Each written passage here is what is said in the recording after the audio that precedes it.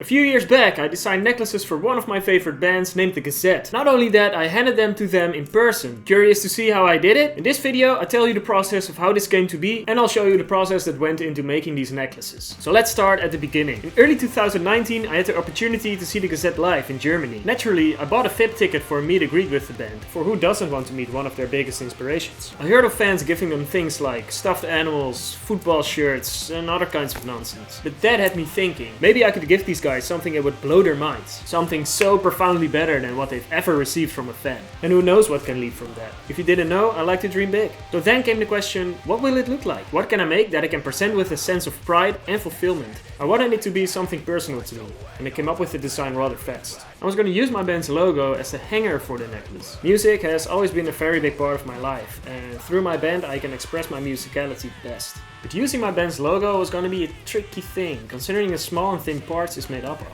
Now, you might be thinking, isn't it a bit weird to walk around with a necklace from a band whose music you don't even know? Well, yeah, I guess. But here's the thing. How awesome is it to be able to say that the first people that got their hands on your band's merchandise is every member of your favorite band? Besides that, I put the emphasis on the fact that I made these specifically for them, to let them know how much their music means to me. More on that later. Next up was, how will I make it? I decided to make the parts that make up our logo out of a material called millepoo. It's a two-part epoxy clay that becomes solid when mixed. I bought a black and a white one so I could create a swirling effect that would be unique throughout each piece. But then the next challenge was creating small and geometrical pieces out of this clay. I figured I needed some sort of mold, and this is what I came up with. It's made out of a back, a front and a middle plate that has the shapes of our logo cut out by a laser cutter, and all of that is connected by these bolts. I put more space between each separate part of the logo so I could add more pressure to press the pieces out without breaking the mold. I tested it once to see if it would work, but was unable to get the pieces out without breaking them. I needed a lubricant of some sorts. I tried using olive oil as that was already in the house, and it worked. So now I had a way to make all the pieces for the logo. Now I only needed something to which I could attach those pieces to, like a backplate. These I made out of metal by using a plasma cutter. If you're wondering, wait, this guy has both a laser cutter and a plasma cutter at home? Well, no.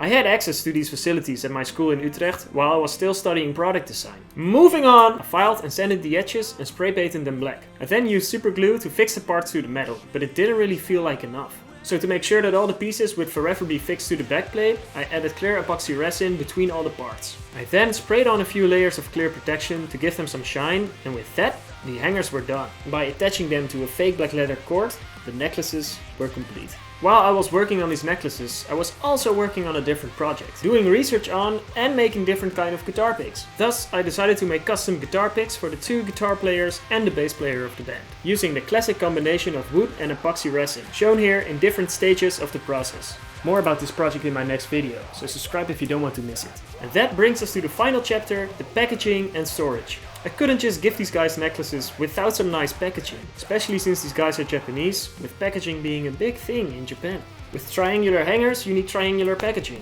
Easy as that. I made these by using 5mm thick plywood and again used a laser cutter to cut out all the parts. These I then glued together to create a small box. I also used the laser cutter to engrave our logo in the center of the lid. Man, I fucking love laser cutters. It makes life so easy. At the bottom of each box I placed a small triangle with a magnet in the center that could keep the hanger in place. To hide the magnet I added fake white leather padding that also gave it a more luxurious look. Unfortunately I don't have any clear footage of this, as I wasn't planning on making a video about it at that time. Moreover, I wasn't even doing anything with videography at that time.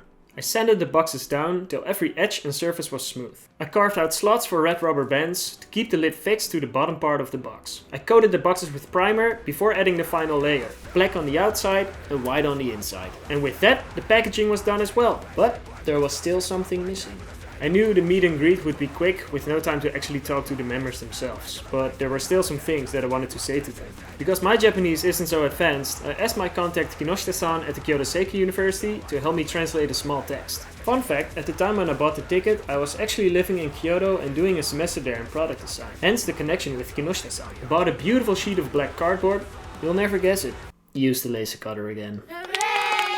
Not only to cut out the shape of the cards, but also to engrave the translated text, which came out perfectly. I added our logo as a small detail on the bottom of the card, and on the other side I engraved the name of each member. I made the cards with the same dimensions as the boxes, so I could place them underneath the rubber bands. If you want to know what I wrote, you can find the translation down in the description. And voila! My custom made necklaces for the Gazette. I've never come to know if they ever wore them, let alone what they think of them, but knowing that I made and personally gave necklaces to one of my favorite bands, honestly, it's enough for me. Now if you like to see more jewelry related content, here's a video of me making a YouTube award ring for reaching 100 subscribers.